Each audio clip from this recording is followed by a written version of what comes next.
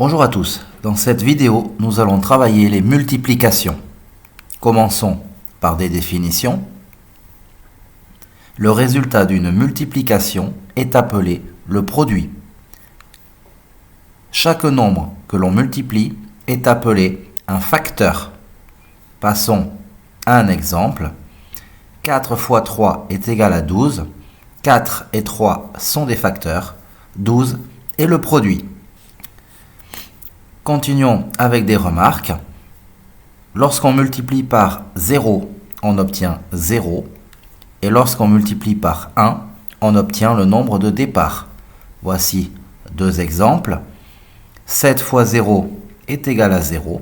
6 fois 1 est égal à 6. Continuons avec une propriété. Dans une multiplication, on peut changer l'ordre des facteurs ou les regrouper sans changer le résultat. Autrement dit, on peut regrouper astucieusement. Faisons un exemple.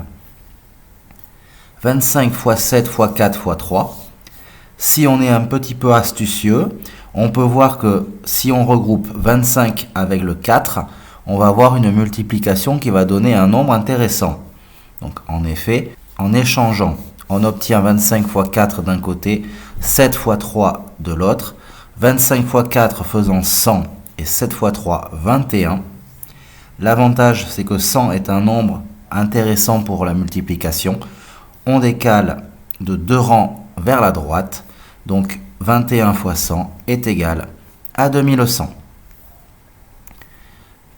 Continuons avec une méthode pour poser une multiplication. Donc d'abord, on effectue la multiplication sans tenir compte des virgules. Et dans un deuxième temps, on compte le nombre total de chiffres après la virgule dans les nombres de départ. Et on place la virgule en conséquence à la fin. Faisons un exemple. On va poser la multiplication 12,78 par 6,4. Donc on commence par écrire les deux nombres. Ce n'est pas la peine de faire attention à l'alignement des virgules ou des différentes catégories de nombres. Ce n'est pas important.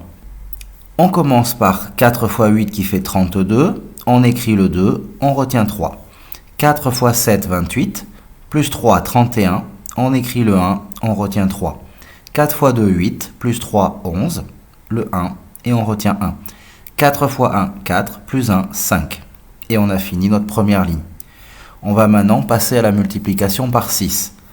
On commence par rajouter un 0 pour le décalage. Puis 6 fois 8, 48. Donc 8 et on retient 4.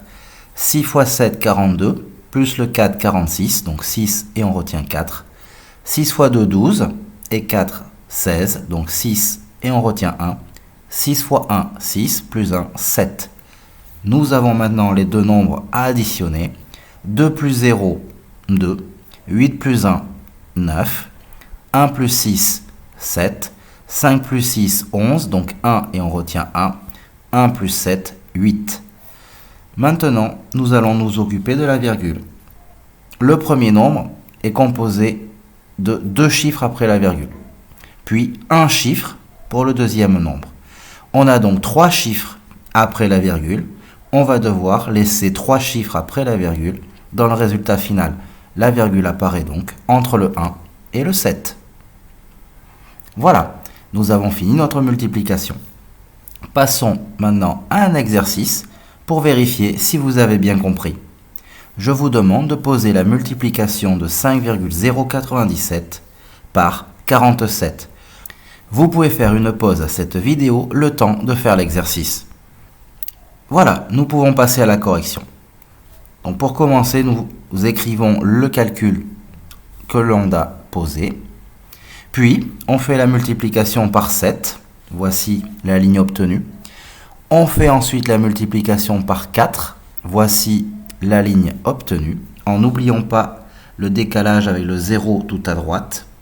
Puis, on fait notre addition et le décalage de virgule nécessaire. Notre résultat final donne 239,559. Voilà, j'espère que cette vidéo sur les multiplications vous sera utile. Elle est maintenant terminée. N'hésitez pas à poster un commentaire ou à regarder d'autres vidéos si nécessaire. Merci.